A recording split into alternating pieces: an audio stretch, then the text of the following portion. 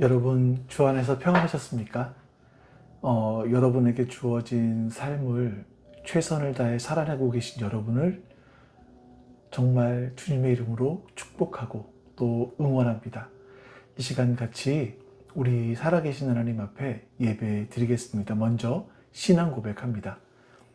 전능하사 천지를 만드신 하나님 아버지를 내가 믿사오며 그 외아들 우리 주 예수 그리스도를 믿사오니 이는 성령으로 잉태하사 동정녀 마리아에게 나시고 본디오 빌라도에게 고난을 받으사 십자가에 못 박혀 죽으시고 장사한 지 사흘 만에 죽은 자 가운데서 다시 살아나시며 하늘에 오르사 전능하신 하나님 우편에 앉아 계시다가 저리로서 산자와 죽은 자를 심판하러 오시리라.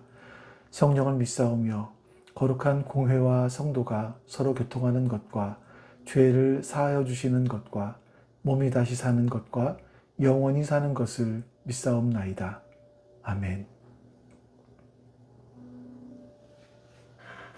네, 우리 시간 같이 하나님을 찬송합니다.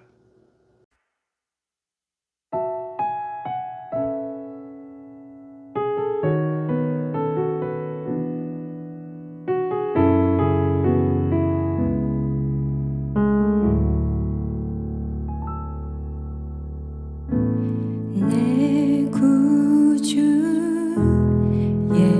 예수님 주 같은 분은 없네.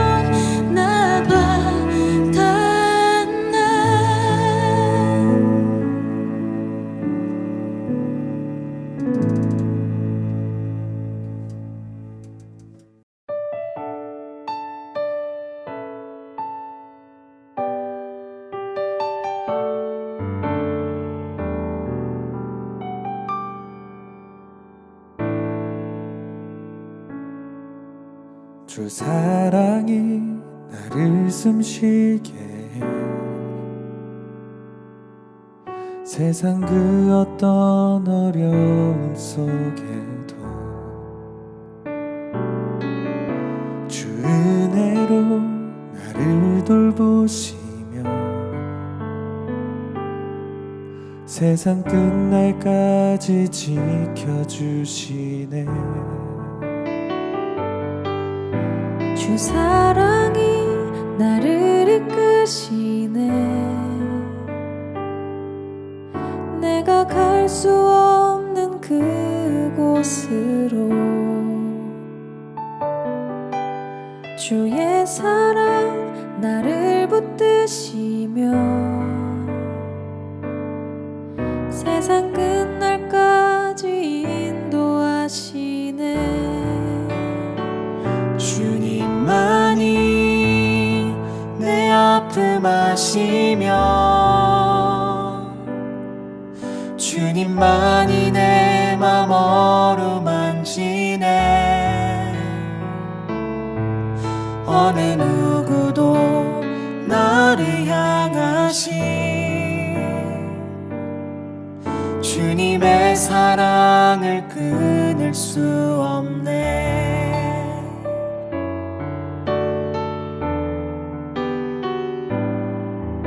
주 사랑이 나를 이끄시네. 내가 갈 수 없는 그곳으로 주의 사랑 나를 붙드시며 세상 끝날까지 인도하시네. 주님만이 내 아픔 아시며 주님만이 내 맘 어루만지네. 어느 누구도 나를 향하신 주님의 사랑을 끊을 수 없네. 주님만이 내 능력이시며 주님만이 나의 구원이시네. 어느 누구도 나를 향하신 주님의 사랑을 끊을 수 없네. 주님만이 내 아픔 아시며 주님만이 내 맘 어루만지네. 어느 누구도 나를 향하신 주님의 사랑을 끊을 수 없네. 주님만이 내 능력이시며 주님만이 나의 구원이시네. 어느 누구도 나를 향하신 주님의 사랑을 끊을 수 없네. 어느 누구도 나를 향하신 주님의 사랑을 끊을 수 없네.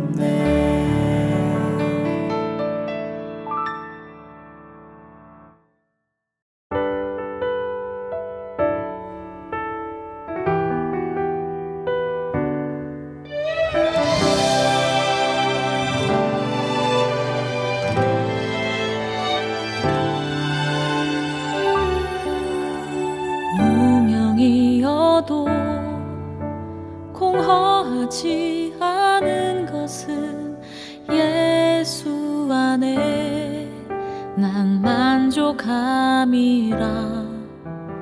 가난하여도 부족하지 않은 것은 예수 안에 오직 나는 부요함이라. 고난 중에도 견뎌낼 수 있는 것은 주의 계획 믿기 때문이라.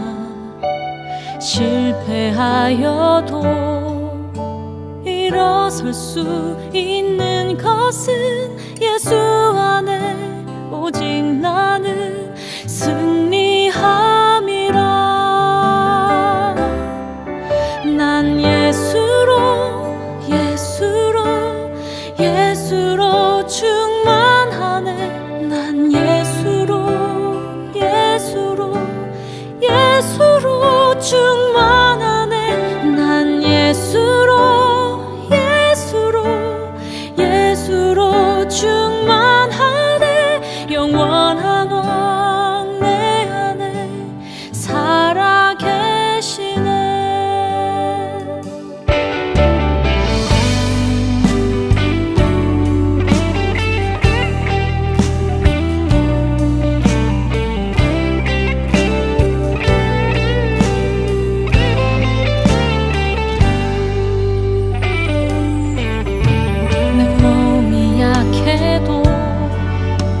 낙심하지 않는 것은 예수 안에 난 완전함이라.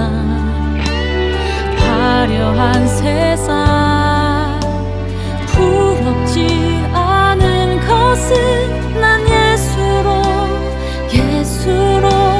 충만함이라.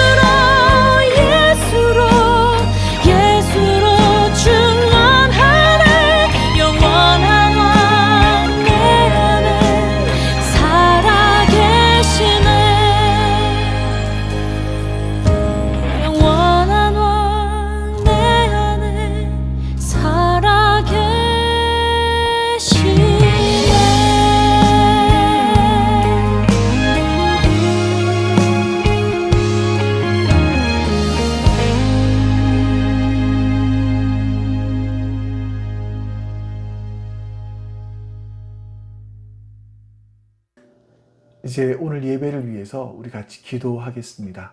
옆에 있는 기도용 보시면서 기도합니다. 내 사랑이 내 백성을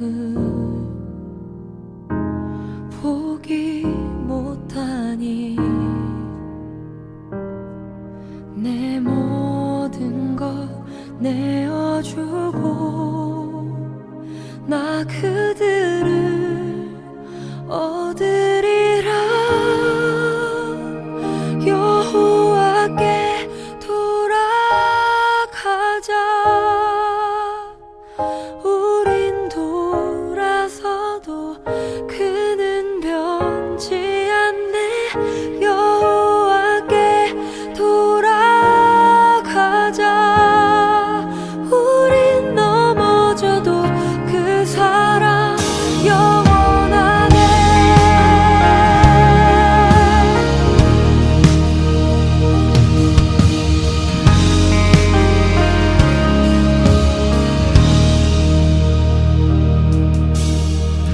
내 백성이 나를 떠나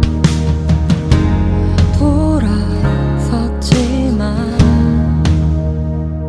아버지 하나님, 감사합니다.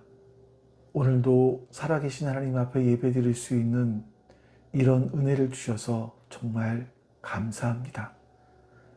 하나님, 이 시간 주님 앞에 예배드릴 때에 우리의 힘으로 예배할 수 없사오니 성령 하나님 역사하여 주셔서 지혜와 계시로 함께해 주셔서 우리가 말씀을 듣고 깨닫게 해 주시옵소서. 주님의 그 은혜가 우리 가운데 함께해 주시옵소서. 감사드리며 우리 주 예수 그리스도의 이름으로 기도하옵나이다. 아멘. 네, 우리 이제 하나님 말씀 봅니다. 하나님 말씀은 누가복음 12장 22절에서 31절까지입니다. 누가복음 12장 22절에서 31절입니다. 예수께서 자기의 제자들에게 말씀하셨다. 그러므로 내가 너희에게 말한다. 목숨을 부지하려고 무엇을 먹을까 하고 걱정하지 말고 몸을 보호하려고 무엇을 입을까 하고 걱정하지 말아라. 목숨은 음식보다 더 소중하고 몸은 옷보다 더 소중하다. 까마귀를 생각해 보아라. 까마귀는 씨를 뿌리지 않고 거두지도 않고 또 그들에게는 곳간이나 창고도 없다. 그러나 하나님께서 그들을 먹여주신다. 너희는 새보다 훨씬 더 귀하지 않으냐. 너희 가운데서 누가 걱정한다고 해서 제 수명을 한순간인들 늘릴 수 있느냐. 너희가 지극히 작은 일도 못하면서 어찌하여 다른 일들을 걱정하느냐. 백합꽃이 어떻게 자라는지를 생각해 보아라. 수고도 하지 아니하고 길쌈도 하지 않는다. 그러나 내가 너희에게 말한다. 자기의 온갖 영화로 차려입은 솔로몬도 이 꽃 하나만큼 차려입지 못하였다. 믿음이 적은 사람들아, 오늘 들에 있다가 내일 아궁이에 들어갈 풀도 하나님께서 그와 같이 입히시거든 하물며 너희야 더 잘 입히시지 않겠느냐. 그러므로 너희는 무엇을 먹을까 무엇을 마실까 하고 찾지 말고 염려하지 말아라. 이런 것은 다 이방 사람들이 추구하는 것이다. 너희 아버지께서는 이런 것이 너희에게 필요하다는 것을 아신다. 그러므로 너희는 그의 나라를 구하여라. 그리하면 이런 것들을 너희에게 더하여 주실 것이다. 아멘. 우리가 지금 살고 있는 세상은요, 인류 역사상 가장 편리하고 가장 풍요로운 시대를 살고 있다라는 생각이 듭니다. 지금은 스마트폰 하나만 가지고 있으면 지구 반대편에 있는 사람까지 연결되고요. 모든 정보를 얻을 수 있고요. 또 클릭 몇 번만 하면 원하는 물건을 집 앞에까지 배달시킬 수 있는 그런 시대를 우리는 살아가고 있죠. 자, 그런데 좀 이상하고 역설적인 부분들이 뭐냐면, 우리는 이렇게 물질적으로 풍요로운 시대를 살아갑니다. 환경이 이렇게 좋은 시대를 살아갑니다. 근데 사람들의 내면은요, 점점 더 가난해지는 것 같고, 불안해지는 것 같고, 걱정이 더 많아지는 것 같습니다. 얼마 전에 발표된 한 보고서를 보니까 우리나라 국민들이 느끼는 불안감, 또 우울감 수치가 계속해서 증가하면서 최고치를 경신하고 있다라고 말합니다. 특히 이제 그 미래에 대한 막연한 불안감은요, 청년 세대뿐만이 아니라 중년, 노년까지, 그러니까 세대를 가리지 않고 우리 사회 전반에 다 그냥 덮여 있는 그런 상황인 것 같습니다. 우리는 더 나은 내일을 위해서 오늘을 희생하고 치열하게 살아갑니다. 근데 그렇게 애써서 달려간 내일은요, 정말 오늘보다 나을 것이다, 이런 확신을 주지 못합니다. 다만 우리는 오늘 멈추어 서면 뒤처진다, 이런 공포감들이 있죠. 불안감들이 있어요. 그래서 오늘 열심히 하면 내일 더 나은 미래가 있을 수 있다는 확신은 없지만 더 뒤처지지 않기 위해서 계속해서 경주를 하고 있는 것은 아닌가 하는 생각이 들기도 합니다. 여러분, 이것이 바로 오늘 본문에서 예수님께서 제 아들을 향해서, 그리고 현대를 살아가는 우리들에게 똑같이 그 당시 사람들과 똑같은 문제로 씨름하고 있는 우리를 향해서 예수님께서 말씀하고 있는 이유입니다. 예수님께서는 당시에도 똑같은 문제로 신음하는 사람들의 마음의 중심을 꿰뚫어 보셨던 거죠. 자, 바로 지난주에 나눴던 말씀, 앞의 말씀에서 한 사람이 예수님을 찾아왔습니다. 그리고 다급하게 이야기를 하는 거죠. 형과의 유산의 문제, 상속의 문제를 좀 해결해 달라. 이렇게 요청을 합니다. 그러니까 예수님의 권위를 좀 더 이렇게 힘입어서 그 문제를 해결해 보고 싶었던 것 같아요. 이 사람은요, 내가 더 많이 가지고 있어야만 내 삶이 안전해질 것이다.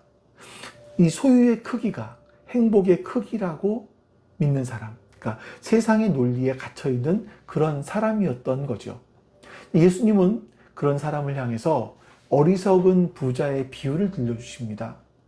그리고 이 재물의 허무함, 위험성 이런 것들을 지적하시는 거죠. 그리고 바로 옆에 있던 제자들을 향해서 이렇게 말씀하십니다. 우리 22절 말씀을 같이 한번 읽어보겠습니다. 예수께서 자기의 제자들에게 말씀하셨다. 그러므로 내가 너희에게 말한다. 목숨을 부지하려고 무엇을 먹을까 하고 걱정하지 말고 몸을 보호하려고 무엇을 입을까 하고 걱정하지 말아라. 아멘. 자, 여러분, 이 말씀은요, 단순하게 걱정하지 말고 긍정적으로 사십시오, 이렇게 막연하게 또 무책임하게 위로하는 그런 말씀들이 아닌 겁니다. 이 말씀은요, 우리 삶의 운영 체계를 완전히 바꾸라고 말씀하시는 거예요. 끊임없이 세상의 요구, 이 나의 욕심, 이게 막 충돌하며 생겨나는 걱정, 염려, 이런 바이러스에 감염이 되면 늘 우리는 버벅거리고 에너지를 소비하면서 끝내 그냥 우리가 다운되어 버리는 그런 우리 인생의 컴퓨터를 하나님의 신실하신 공급과 사랑이라고 하는 가장 안전하고 강력한 운영체계로 재설치해라. 이런 예수님의 거룩한 초청이신 겁니다.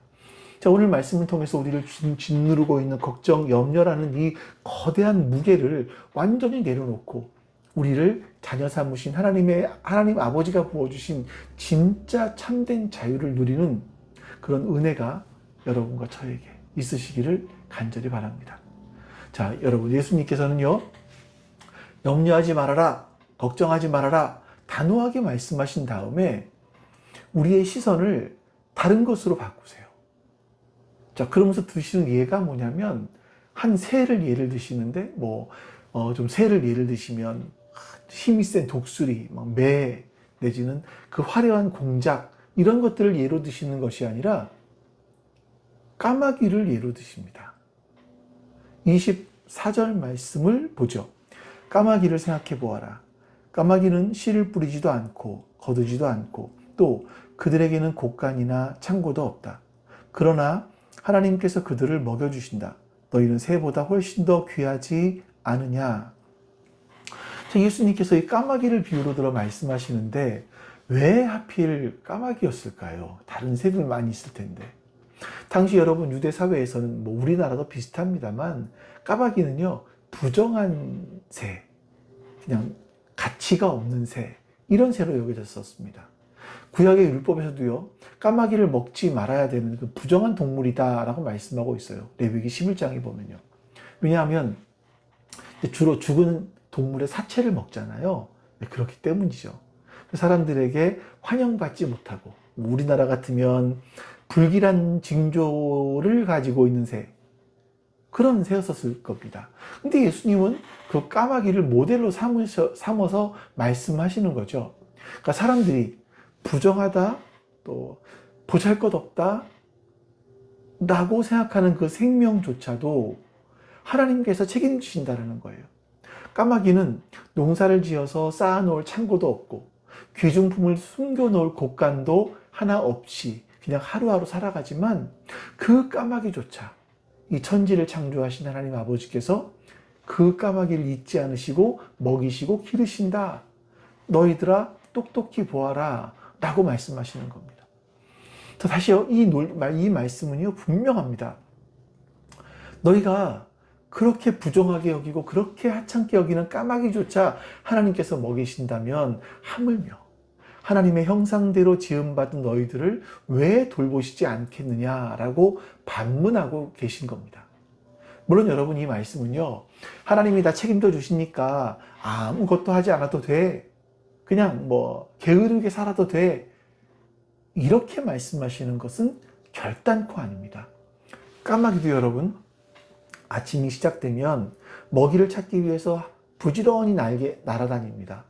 하나님은 까마귀가 둥지에 가만히 앉아 있으면 가만히 앉아서 하고 입만 벌리고 있으면 그냥 하늘에서 음식을 뚝 떨어뜨려 주시지 않으십니다.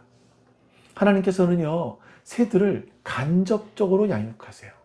그래서 하나님께서 새들이 스스로 먹고 살 수 있도록 그 수단을 제공해 주시는 겁니다. 새들은 스스로 먹이를 찾아야만 하는 거죠. 근데 이 까마귀는요, 오늘 무엇을 먹을까라고 염려하지 않습니다. 하나님께서 그들이 살아갈 수 있도록 길을 열어주고 계신 것을 본능적으로 그들은 알고 있는 거죠. 여러분, 바로 여기서 우리를 파괴하고 있는 염려, 그리고 우리를 살리는 생각의 중요한 차이를 발견하셔야만 합니다. 하나님은 우리가 생각 없이 살기를 원하지 않으세요. 오히려 바르고 깊게 생각하면서 지혜롭게 살기를 원하십니다. 예를 들어서 믿습니다 하면서 맹목적으로 현실을 무시하고 돌진하는 것이 아니라 하나님의 뜻, 하나님의 원리 안에서 우리가 지혜롭게 생각하고 계획하고 오늘 나에게 주어진 삶을 성실하게 살아가는 겁니다. 농부가 풍성한 가을의 추수를 꿈꾸면서 그 뜨거운 봄볕 아래서, 여름 햇빛 아래서 땀을 흘려가면서 밭을 갈고 씨를 뿌리는 것은요, 마땅한 생각이고 거룩한 성실입니다. 하지만 만약 올해 지독한 가뭄이 들어서 밭이 막 다 갈라지면 어떡하지? 수확 직전에 태풍이 불어서 내 일년의 수고가 물거품이 되면 어떡하지? 이런 내가 통제할 수 없는 영역에 대해서 밤낮으로 전전긍긍하면서 그 마음을 갉아먹는 것, 이게 바로 걱정이고 염려인 겁니다. 예수님은 바로 이 염려를 우리 마음밭에서 뽑아내버리라 라고 말씀하시는 거예요. 우리의 성실한 수고 위에 때를 따라 비를 내리시고 따뜻한 햇볕으로 비추시는 분이 전능하신 하나님이라는 것을 온전히 믿으라고 말씀하시는 거죠. 자, 여러분, 예전에 한 교회의 표어가 기적이 상식이 되는 교회였었습니다. 아마 그 의미는 그 교회에서 병을 앓던 사람들이 고침을 받게 되고, 또 경제적으로 어려웠던 사람들이 여유가 있어지고, 회복되지 않을 것 같았던 관계가 좋아지고, 이런 일들이 막 그냥 상식처럼 막 일어나는 그런 교회가 되면 좋겠다라는 그런 의미일 것 같아요. 근데 정말 그럴까요? 하나님께서 행하시는 일이라고 고백할 수밖에 없는 그런 기적적인 경험들을 우리가 하게 되는 건 굉장히 참 좋은 일인 것 같습니다. 그것은요, 하나님께서 우리와 동행하시고 또 우리의 삶을 만지고 계신다, 우리와 함께 하신다, 우리를 인도하신다라는 어떤 증거라고 볼 수도 있겠죠. 근데 여러분, 실제로요, 기적이 상식이 되면 곤란합니다. 이스라엘 백성들이 출애굽을 하고 광야로 나왔습니다. 먹을 것이 없어요. 농사를 지을 수도 없었고요. 하나님께서 그들에게 먹을 걸 공급해 주시기 위해서 내려주신 것이 바로 만나였었습니다. 이스라엘 백성들이 처음에 만나를 딱 보고 이런 말을 했어요. 만후? 이게 뭐야? 라는 그런 뜻이거든요. 이게 이스라엘 백성들이 만나를 처음 보면서 너무 신기해서 만후 이랬던 것이 이제 그 음식 이름이 만나가 된 거죠. 근데 이게 막 기적이 상식이 된 거예요, 이 사람들에게는요. 이런 기적이 40년 동안 이어진 거죠. 그래서 기적이 상식이 됐다. 근데 이스라엘 백성들이 이 40년쯤에 됐을 때 이 만나에 대해서 뭐라고 표현하는지 아십니까? 우리 마음이 이 하찮은 음식을 싫어한다, 이렇게 말을 해요. 좀 쉽게 설명을 드려볼까요? 하나님, 아침에 우리 죽 먹었잖아요. 점심에는 쌀밥 먹었고요. 저녁에는 누룽지 먹었어요. 어제는요, 가래떡 먹었고요. 한 달 전에는 쌀국수 먹었어요. 1년 전에는 설기 먹었고요. 40년 전에는 생쌀 먹었습니다. 도대체 내가 새인지 뭔지 잘 모르겠어요. 이런 의미예요.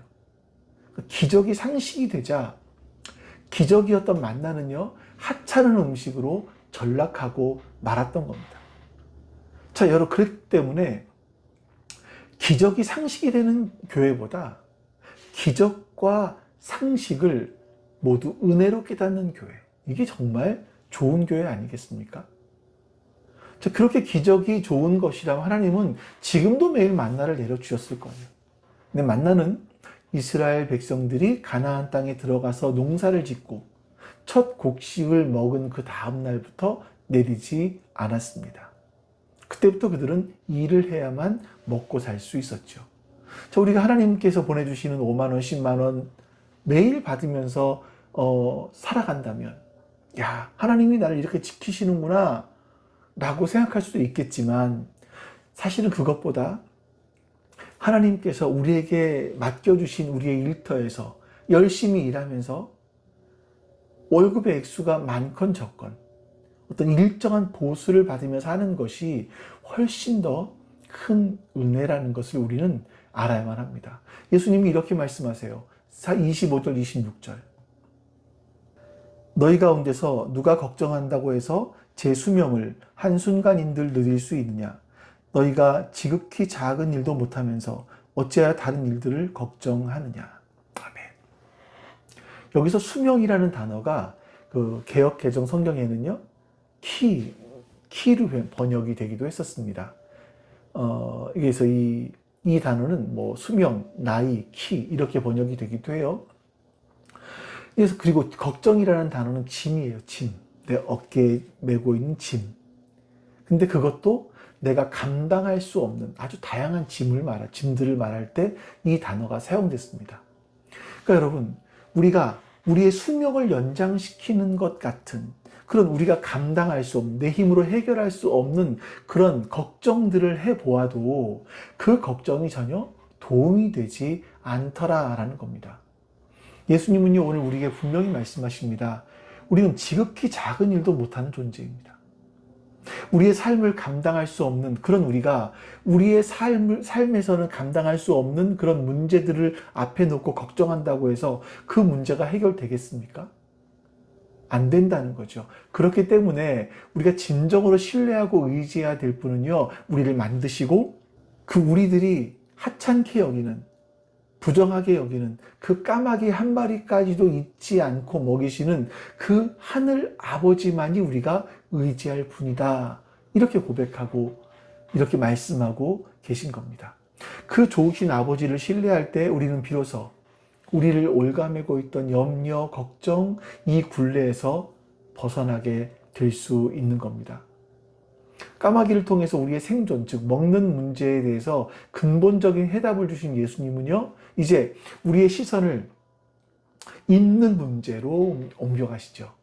우리가 세상에서 어떻게 보이고 또 어떤 가치를 추구하며 살아가야 되는지에 대한 문제를 우리에게 말씀하시는데 27절, 28절입니다. 백합꽃이 어떻게 자라는지를 생각해 보아라. 수고도 하지 아니하고 길쌈도 하지 않는다. 그러나 내가 너희에게 말한다. 자기의 온갖 영화로 차려입은 솔로몬도 이 꽃 하나만큼 차려입지 못하였다. 믿음이 적은 사람들아, 오늘 들에 있다가 내일 아궁이에 들어갈 풀도 하나님께서 그와 같이 입히시거든 하물며 너희야 더 잘 입히지 않으시겠느냐. 아멘. 여러분, 예수님께서 여기서 인간이 추구하는 화려함의 극치, 성공의 극치를 상징하는 인물이었던 솔로몬에 대해서 말씀을 하세요. 그러니까 솔로몬은 역사상 전무후무한 부와 지혜, 권력 모두를 거머쥔 그런 왕이었었습니다. 다윗, 그 아버지 다윗은 목동에서 시작했잖아요. 그래서 많은 고생을 겪으면서 많은 죽을 고비를 넘기면서 왕이 됐지만 솔로몬은요, 태어나 보니 왕자였었습니다. 거기다가 최고의 지혜를 갖게 되었죠. 세상적인 기준으로 본다면 세상 모든 사람들이 부러워할 만한 엄친아 중에서 넘사벽이었습니다. 솔로몬이 받은 식사는요, 매 끼니마다 산의 진미가 가득했고요. 또 그가 입은 옷은 이스라엘 내에서 그 누구도 입을 수 없는 그런 화려한, 오직 왕만을 위해 존재하는 그런 옷이었었습니다. 그러니까 오늘날 기준으로 보면 최고의 부, 권력, 명예, 지성 모두를 손에 거머쥔 그런 엄친아의 원조였다? 이렇게 말할 수가 있겠죠. 근데 예수님은요, 이렇게 말씀하시는 거예요. 이 솔로몬이 평생 걸쳐 누렸던 모든 영광을 합쳐도 오늘 아침에 피었다가 저녁에 시들어지는 이 아궁이의 땔감으로 던져지는 이름 없는 들꽃 한 송이보다 그 한 송이의 아름다움보다 못하다라고 말씀하시는 거예요. 여러분, 이것은요, 세상의 모든 가치관을 송두리 때 뒤집어 엎는 정말 엄청난 말씀을 하시는 거죠. 이게 어떻게 가능합니까?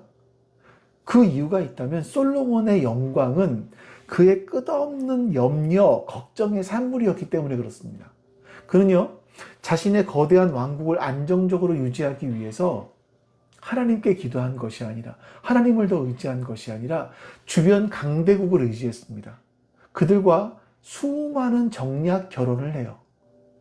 그래서 수백 명의 이방 여인들이 자신의 아내가 되고, 아내가 되면서 그 여인들이 섬기던 각양각색의 우상들을 이스라엘로 가지고 들어오게 됩니다. 그러면서 솔로몬의 신앙도 병이 들어요. 거대한 성전과 왕궁을 짓기 위해서, 또 이것을 유지하기 위해서 백성들에게 아주 힘든 세금, 아주 고된 노역을 부과했습니다.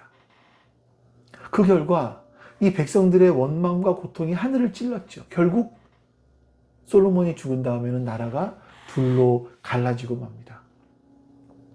이 솔로몬의 눈부신 이 화려함은요, 하나님을 온전하게 신뢰하지 못하고 자신의 힘과 지혜로 모든 걸 통제하고 지키려고 했던 어떤 극심한 불안감, 염려, 걱정, 이것 위에 위태롭게 쌓아놓은 인공적인 조형물에 불과한 겁니다.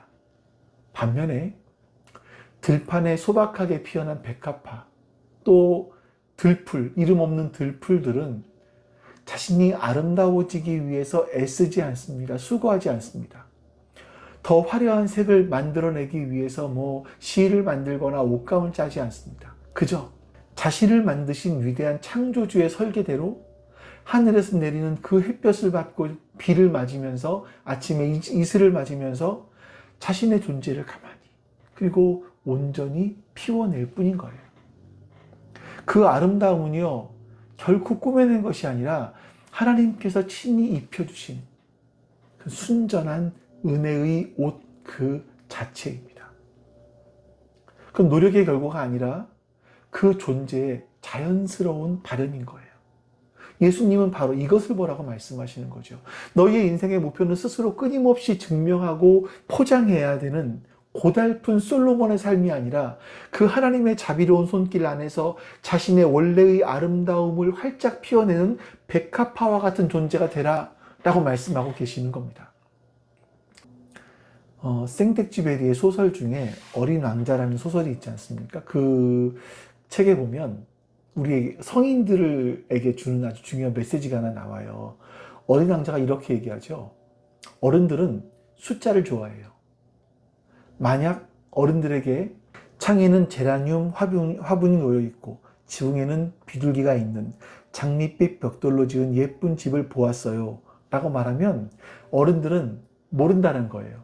그 집이 어떤 집인지 상상을 못한다는 거예요. 그런데 내가 10만 프랑짜리 집을 보았어요 라고 말을 하면 어른들은 눈이 동그래지면서 정말 멋진 집이겠구나 라고 소리를 친답니다. 여러분, 우리는 어떨까요? 자, 우리는 그 한 사람 내면에 담긴 따뜻한 향기나 진실한 삶의 이야기보다 그 사람이 가지고 있는 아파트 평수, 자동차 배기량, 연봉, 사회적 지위, 이런 숫자, 그 숫자로 그 사람의 가치를 판단하고 있지는 않는가 하는 생각이 들어요. 그리고 우리 자신도 세상으로부터 그런 평가를 받고 싶어서 솔로몬의 화려한 옷을 입기 위해서 흉내를 내면서 버거운 삶을 살아가고 있지는 않습니까? 지금 오늘날 우리가 살아가는 그 SNS 세상은요, 수많은 현대판 솔로몬들의 끝없는 경연장과 같습니다. 모두가 한결같이 행복해 보여요. 완벽해 보이고요. 화려해 보여요. 이것들을 세상에 보여주려고 애를 씁니다. 근사한 레스토랑에서 먹은 음식 사진, 아주 아름다운 해외 휴양지에서 찍었던 풍경 사진, 새로 구입한 명품 가방, 시계, 옷, 이런 걸 전시하면서 자신의 영광을 끊임없이 드러내는 거죠. 사람들은 소위 인싸가 되기 위해서, 다른 사람들의 좋아요와 부러움이 섞인 인정을 받기 위해서 잠자는 시간까지 줄여가면서 자신을 포장하고 연출하는 겁니다. 하지만 여러분, 그 화려하고 완벽해 보이는 사진 뒤편에는요, 다음에는 더 대단한 뭘 보여줘야 되지? 어떻게 하면 사람들이 계속 나를 부러워하게 만들지? 이걸 유지할 수 있지? 이런 피로감, 채워지지 않는 공허함, 이런 것들이 그 마음속에 자리 잡고 있지는 않은가 하는 생각들을 해보셔야 돼요. 하나님은 우리가 세상의 인싸가 되기 위해서 안간힘을 쓰는 존재가 아니라 하나님 나라의 진짜 인사이더, 하나님의 크신 사랑과 은혜 안에서 깊이 거하는 그런 존재가 되기를 원하십니다. 세상의 기준과 유행에 맞춰서 나를 끊임없이 바꾸고 꾸미는 그런 고단한 인생이 아니라 있는 모습 그대로의 나를 이미 사랑하고 세상에서 가장 존귀하다고 말씀하시는 그 하나님의 따뜻한 은혜의 옷을 기쁘게 입는 인생을 살아가기를 하나님은 간절히 원하시는 겁니다. 여러분, 세상이 말하는 성공의 옷, 솔로몬의 옷은요, 너무나 무겁고 불편합니다. 우리의 숨을 막히게 해요. 하지만 하나님께서 친히 지어주신 그 은혜의 옷은요, 백합화의 옷은요, 너무나 가볍고 편합니다. 그 세상의 어떤 명품보다 우리의 존재를 더욱더 밝게 빛내줍니다. 여러분은 지금 어떤 옷을 입고 계십니까? 그리고 어떤 옷을 입기를 정말 갈망하십니까? 오늘 우리는요, 까마귀를 통해서 우리의 일용할 필요를 세심하게 채우시는 하나님 아버지의 신실함에 대해서 말씀을 배웠고요. 백합화를 통해서 세상의 화려한 영광이 아니라 하나님의 순전한 은혜의 옷을 입는 삶이 얼마나 아름다운지를 보았습니다. 자, 그럼 여러분, 이제 어떻게 하면 이 지긋지긋한 염려의 무게를, 이 걱정을 우리의 삶에서 내려놓고 까마귀의 담대함, 백합화의 평안함, 이런 것을 누리는 삶을 살 수 있을까요? 우리가 나 이제부터 그렇게 살아야지 결심하면, 노력하면 될까요? 아침마다 거울을 보면서 걱정하지 말자, 걱정하지 말자, 수백 번씩 외치면 우리의 마음속에서 걱정이 사라질까요? 그렇지 않죠. 너무나 잘 아실 겁니다. 우리가 지난주에 보았던 예수님 비유 속에서 이 부자는요, 수확할 곡식이 너무나 많았습니다. 또 갖고 있는 물건도 너무나 많았기 때문에 현재의 곡간으로는 더 이상 보관할 수가 없었어요.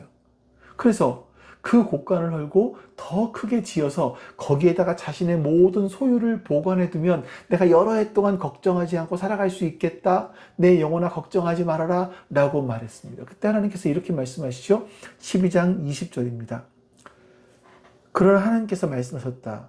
어리석은 사람아, 오늘 밤에 내 영혼을 내게서 도로 찾을 것이다. 그러면 내가 장만한 것들이 누구의 것이 되겠느냐? 아멘.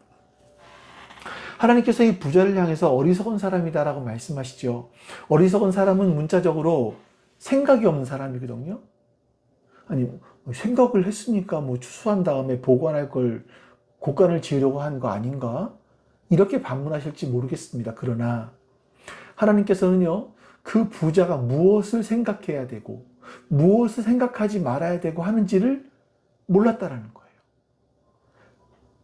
그래서 어리석다, 생각이 없다라고 말씀하시는 거죠. 하나님께서는 그 부자가 추수를 많이 한 것, 곡간을 지으려고 한 것에 대해서 어리석다고 말씀하신 것이 아니라 이 땅에서의 삶도 중요하지만 죽음 이후의 삶이 훨씬 더 중요한데 거기에 대해서는 아무런 생각을 하고 있지 않다. 어리석다라고 말씀하시는 거예요. 그러면서 예수님께서는요, 이제 우리 그리스도인들이 먹고 사는 그런 우리가 걱정하고 있는 이것들에 대해서 걱정하지 말아라. 걱정하지 말아야 될 이유를 말씀하세요. 30절. 이런 것은 다 이방 사람들이 추구하는 것이다. 너희 아버지께서는 이런 것이 너희에게 필요하다는 것을 아신다. 여러분, 이방 사람들은 하나님을 모르는 사람들이잖아요. 우리의 창조주와 우리의 아버지가 되신 하나님께서 내 인생을 인도하고 계심을 모르는 사람들이 바로 이방 사람들이에요. 그런 사람들은요, 자신의 인생을 전부 내가 책임져야 된다고 생각을 해요. 하나님과 분리된 인생, 걱정할 수밖에 없는 인생을 살아가게 되는 거죠. 자, 그런 우리에게 예수님께서는요, 우리 그리스도인들이 정말 구해야 될 것이 무엇인지를 이렇게 말씀하시는 거예요. 31절. 그러므로 너희는 그의 나라를 구하여라. 그리하면 이런 것들을 너희에게 더하여 주실 것이다. 이 말씀이 핵심 중에 핵심일 겁니다. 염려는, 걱정은요, 우리가 정면으로 맞서 싸워서 이길 수 있는 대상이 아닙니다. 이건 마치 어두움과 같아요.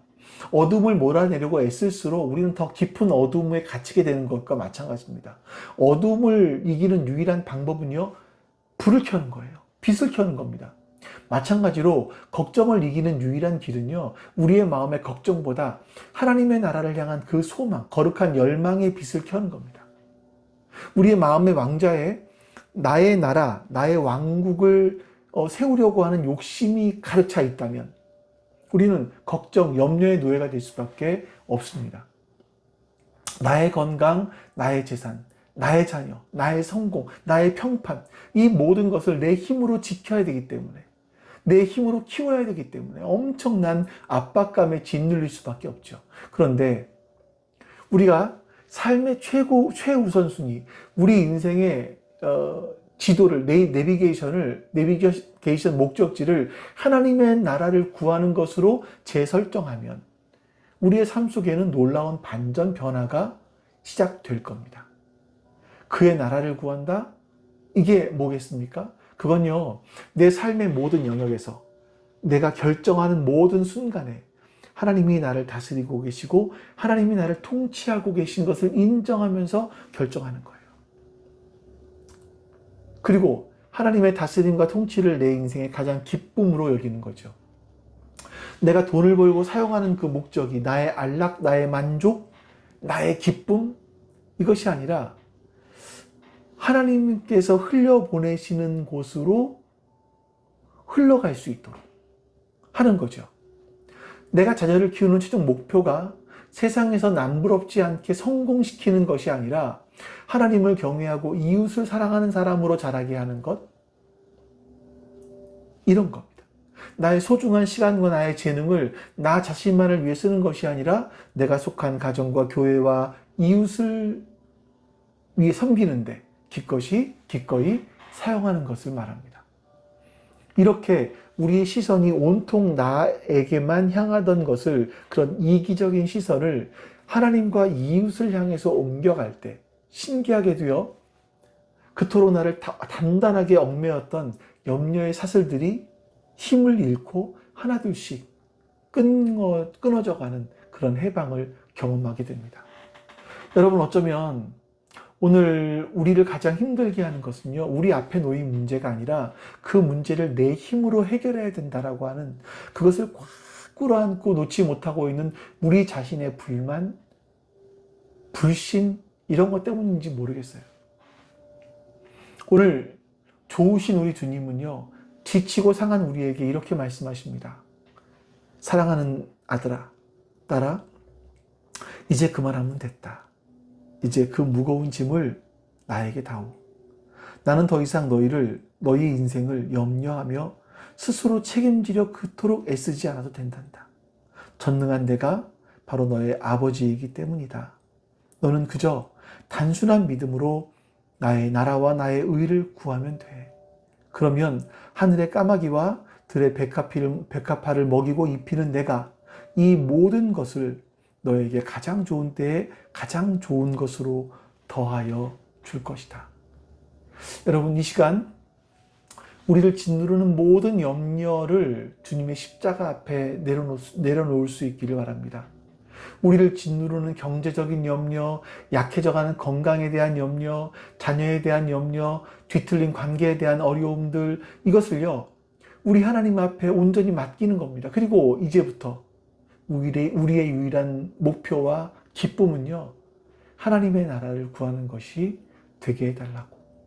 우리가 그렇게 기도하면서 나아갔으면 좋겠습니다.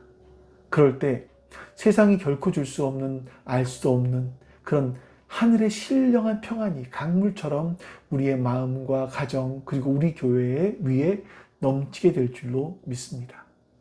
이 시간같이 하나님께서 오늘 우리에게 주신 말씀을 근거로 또 주기도문으로 기도하겠습니다. 우리 기도합니다.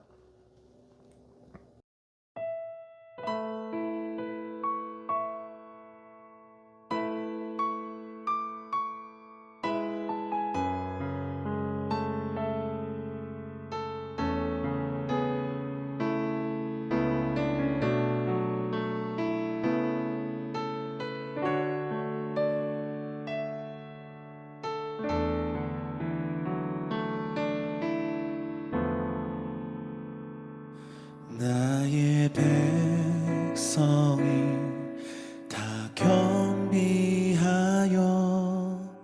내게 기도하며 나의 얼굴을 구하여서 그 악한 길 떠나며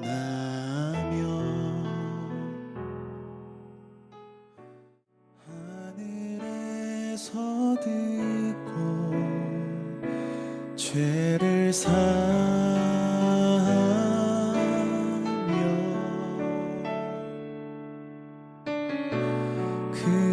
그들의 땅을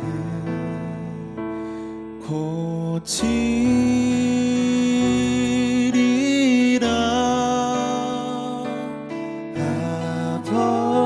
아버지여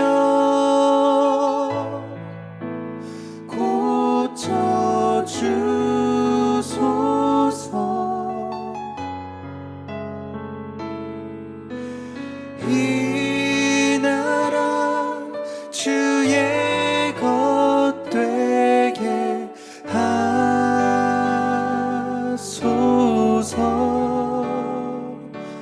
주 하나님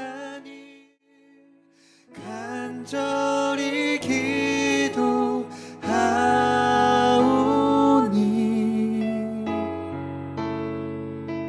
상한 이 땅 새롭게 하소서.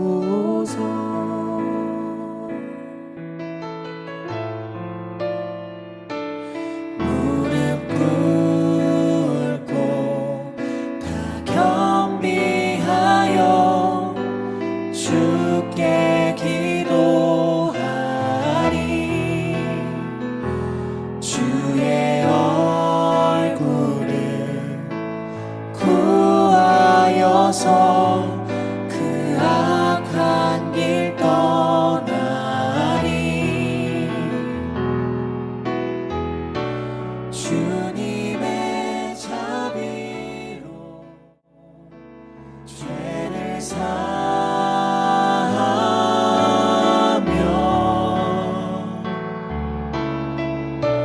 주님의 자비로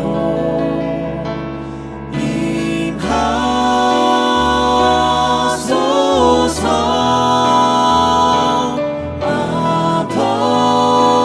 아버지여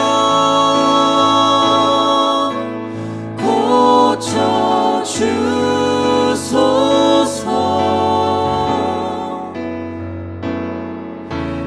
이 나라 주의 것 되게 하소서.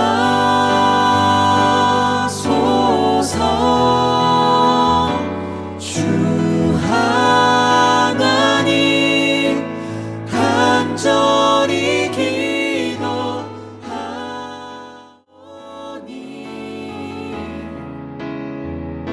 상한 이 땅 새롭게 하소서.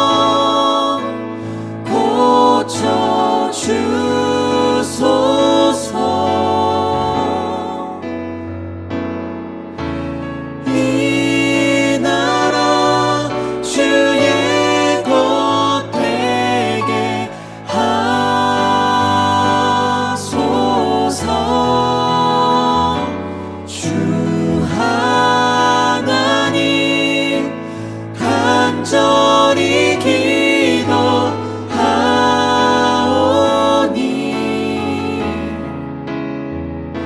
상하니까 새롭게 하소서.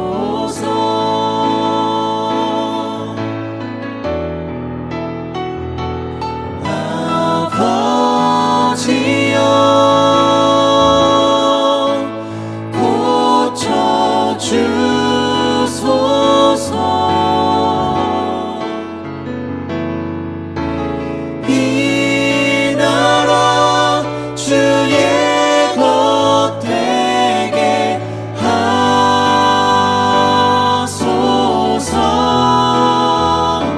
주 하나님 간절히 기도하오니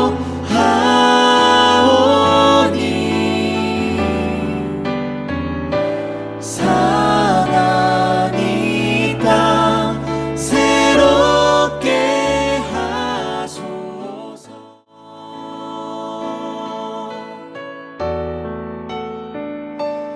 아버지여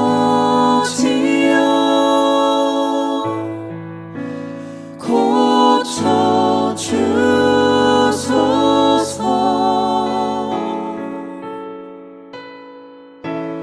이 나라 주의 것 되게 하소서.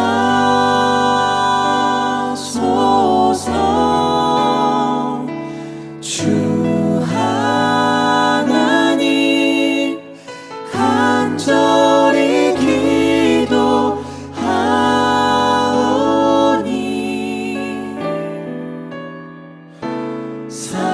상하니 땅 새롭게 하소서.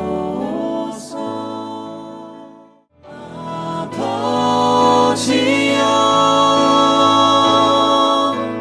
고쳐 주소서.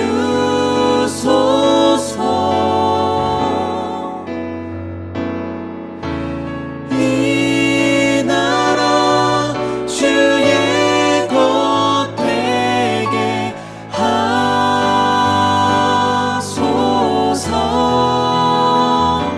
주 하나님 간절히 기도하오니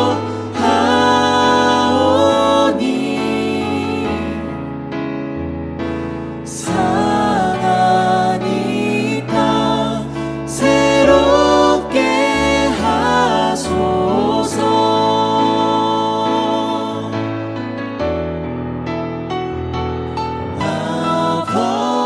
아버지여. 아버지 하나님 감사합니다. 오늘도 우리에게 말씀을 주시니 감사합니다. 우리가 세상 것, 이 세상의 문제들을 내 힘으로 해결해 나가야만 한다고 생각하면 이 세상의 삶은 너무나 크고 무거운 짐입니다. 그러나 이 모든 것들을 주님께 맡길 수 있다면 그것들은 짐이 아니라 주님과 함께 동행하는 기쁨이 될 것입니다. 하나님, 우리가 그 사실을 기억하고 우리의 삶을 살아갈 수 있도록 은혜를 베풀어 주시옵소서. 감사드리며 우리 주 예수 그리스도의 이름으로 기도하옵나이다. 아멘. 하늘에 계신 우리 아버지여, 이름이 거룩히 여김을 받으시오며 나라가 임하시오며 뜻이 하늘에서 이루어진 것 같이 땅에서도 이루어지이다. 오늘 우리에게 일용할 양식을 주시옵고 우리가 우리에게 죄진 자를 사하여 준 것 같이 우리 죄를 사하여 주시옵고 우리를 시험에 들게 하지 마시옵고 다만 악에서 구하시옵소서. 나라와 권세와 영광이 아버지께 영원히 있사옵나이다. 아멘.